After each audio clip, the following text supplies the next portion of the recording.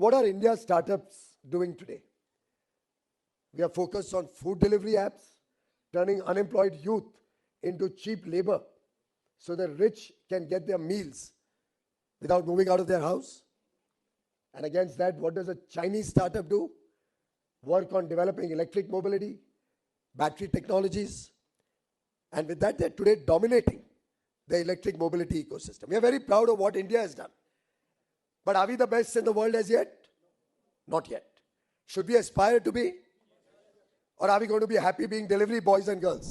कुछ दिनों से सोशल मीडिया पर भारत और चीन के स्टार्टअप्स की खूब तुलना की जा रही है, जिसमें भारत से ज्यादातर startups food delivery app, ice cream, cookies और इंस्टेंट डिलीवरी जैसे कामों की चर्चा हो रही है, जबकि चीन के स्टार्टअप्स में electronic vehicle, semiconductor, AI, robotics और डीप टेक जैसे क्षेत्रों की भारत से तुलना की जा रही है। इस चर्चा पर केंद्रीय मंत्री पीयूष गोयल का भी बड़ा बयान सामने आया है, जिसके बाद तुरंत ही वो सोशल मीडिया पर ट्रेंड करने लगे। क्या है पूरा मामला और आपको इस वीडियो में बताते हैं।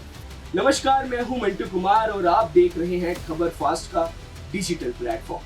सबसे पहले आपको बताते हैं कि पीयूष गोयल ने ऐसा क्या कहा है, जिसके बाद उनकी इतनी चर्चा हो रही है। दरअसल दिल्ली में स्टार्टअप महाकुंभ 2025 का आयोजन किया गया था, जिसमें केंद्रीय मंत्री पीयूष गोयल भी पहुंचे थे। इस दौरान उन्होंने भारतीय स्टार्टअप को लेकर सवाल उठाए। उन्होंने स्टार्टअप्स ग्रुप से कहा है कि वे अब ग्रोसरी डिलीवरी और आइसक्रीम बनाने से आगे बढ़े। अब समय आ गया है कि startup semiconductor, machine learning, AI, robotics जैसे क्षेत्रों में काम करें। यही नहीं, पीयूष गोयल ने यह भी सवाल किया है कि क्या हम डिलीवरी बॉय बनकर ही खुश रहेंगे? क्या यही भारत की दिशा है? ये स्टार्टअप नहीं, सिर्फ कारोबार है। पीयूष गोयल यही नहीं रुके, उन्होंने चीन से तुलना करते हुए कहा कि चीनी startups robotics, machine learning, 3D manufacturing और भविष्य की फैक्ट्रियों पर काम कर रहे हैं। पीयूष गोयल ने सलाह दी है कि नए स्टार्टअप्स को भारत के भविष्य के लिए तैयार करने की दिशा में काम करना चाहिए। इसके अलावा उन्होंने हाल ही में कंटेंट क्रिएटर्स से भी अपील की थी कि वे जिम्मेदार और नए आइडियाज पर काम करें। Fancy ice cream and cookies. But I know at least 3 or 4 billionaires whose children make on one brand or the other very fancy ice cream and cookies and run a very successful business, and I have no complaint against that. But is that the destiny of India? क्या भारत का भविष्य उससे संतुष्ट है? Healthy ice cream, zero gluten free, whatever, I don't know. We are vegan. ये सब शब्द लगा के अच्छी पैकेजिंग करके हम स्टार्टअप बोलते हैं अपने आप को। ये स्टार्टअप नहीं है, ये एंटरप्रेन्योरशिप है, ये बिजनेस है। केंद्रीय मंत्री पीयूष गोयल के बयान के बाद ज़ेप्टो के को-फाउंडर आदित्य पालिचा ने पलटवार किया। उन्होंने सोशल मीडिया साइट एक्स पर एक लंबा चौड़ा पोस्ट कर पीयूष गोयल के बयान पर जमकर हमला बोला। आदित्य पालिचा ने एक्स पर लिखा कि भारत में स्टार्टअप की आलोचना करना आसान है, खासकर जब आप उनकी तुलना अमेरिका और चीन की तकनीकी उत्कृष्टता से करते हैं।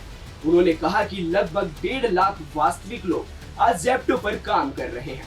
ये एक ऐसी कंपनी है जो 3.5 साल पहले अस्तित्व में नहीं थी। यही नहीं, आदित्य पालिचा के अलावा भारत पे के को-फाउंडर अश्नीर ग्रोवर ने भी पीयूष गोयल पर निशाना साधा। अश्नीर ग्रोवर ने सोशल मीडिया प्लेटफॉर्म एक्स पर पोस्ट करते हुए लिखा कि भारत में सिर्फ नेताओं को रियलिटी चेक की जरूरत है, बाकी हर कोई भारत की वास्तविकता में ही रह रहा है। बताते चले कि पीयूष गोयल ने भारतीय स्टार्टअप्स के विदेशी कंपनियों को सस्ते दामों में बिकने पर भी नाराजगी जताई है। पीयूष गोयल के अनुसार 50-60 लाख रुपए में एक बढ़िया स्टार्टअप आइडिया विदेशी कंपनियों को बेचा जा रहा है। पीयूष गोयल ने भारतीय स्टार्टअप्स को सलाह दी है कि उन्हें अपने इनोवेशन को भारत में ही विकसित करना चाहिए। पीयूष गोयल ने जो भारतीय स्टार्टअप्स को लेकर बयान दिया है, उस पर आप क्या सोचते हैं? हमें कमेंट बॉक्स में जरूर बताएं।